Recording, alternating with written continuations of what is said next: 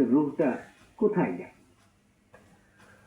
আল্লাহ তাআলা কোরআন মাজিদে সুস্পষ্টভাবে বলেছেন, قل إن الموت الذي تفرون منه فإنه ملاقيكم ثم تردون إلى عالم الغيب والشهادة। তোমরা যে মৃত্যু থেকে পলায়ন করছো, হে নবী আপনি বলে দিন যে পলানোর কোনো সুযোগ নাই। আইনামা তাকুনু ইউদরিকুমুল মাউত ওয়ালাউ কুনতুম ফি বুরুজিন মুশাইয়্যাদা।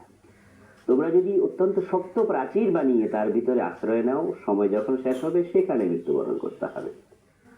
অক্সিজেনের মাস্ক মুখে নিয়ে আছে রোগী, অক্সিজেন বোতলে ভর্তি করা আছে, মেশিনে কোনো প্রবলেম নাই, কিন্তু অক্সিজেন থেকে যায়, রোগী চলে যায়।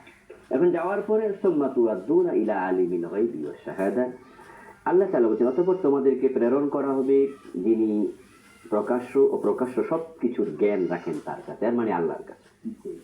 তো মানুষের রূহ আল্লাহর কাছে ফিরে যাবে। এই জন্য আমরা বলি ইন্না লিল্লাহি ওয়া ইন্না ইলাইহি রাজিউন।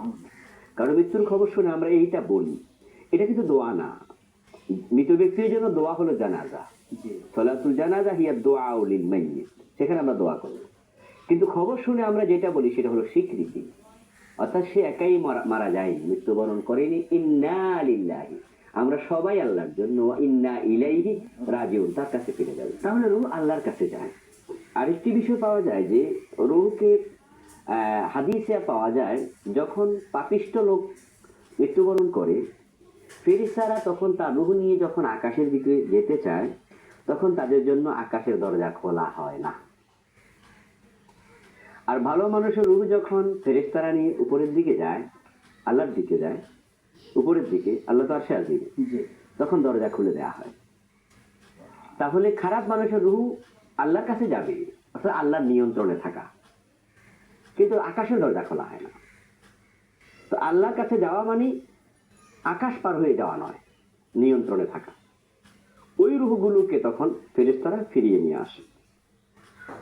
তখন তাদের রূহগুলোকে জাহান্নামের একটি কুঠরি আছে, জেলখানা আছে, এটার নাম হলো সিজ্জিন। তাদের রূহকে সিজ্জিনে প্রবেশ করানো হয় এবং সেখানে পাপিষ্ঠ রূহগুলো আযাব পেতে থাকে, জাহান্নামের একটা অংশ এটা। আর যারা ভালো মানুষ তাদের রূহগুলো যখন আকাশের দিকে নেয়, তখন আকাশের দরজা খুলে দেওয়া হয়। ওই রূহগুলো তখন আকাশ পার হয়ে যায়। ইল্লিন নামে আরেকটা জায়গা আছে, যেটা জান্নাতের অংশ। মানুষ জান্নাত অথবা জাহান্নাম পাবে বিচারের পরে, হাসরের পরে। কিন্তু ওই ইল্লিন হলো জান্নাতেরই একটি অংশ।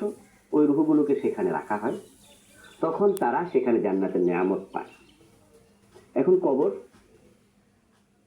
এই কবরের সাথে ইল্লিন অথবা সিজ্জিনের একটা রিলেশন তৈরি করে দেওয়া হয়। তাই যে ব্যক্তি ভালো মানুষ, তখন তার কবরটাই জান্নাতের অংশ হয় ইল্লিনের সাথে রিলেটেড হওয়ার কারণে। আর খারাপ মানুষের কবরটাই জাহান্নামের টুকরা হয় সিজ্জিনের সাথে রিলেটেড থাকার কারণে। তাহলে কনক্লুশন এটা যে মানুষ মৃত্যুর পর আল্লাহর কাছে যায়।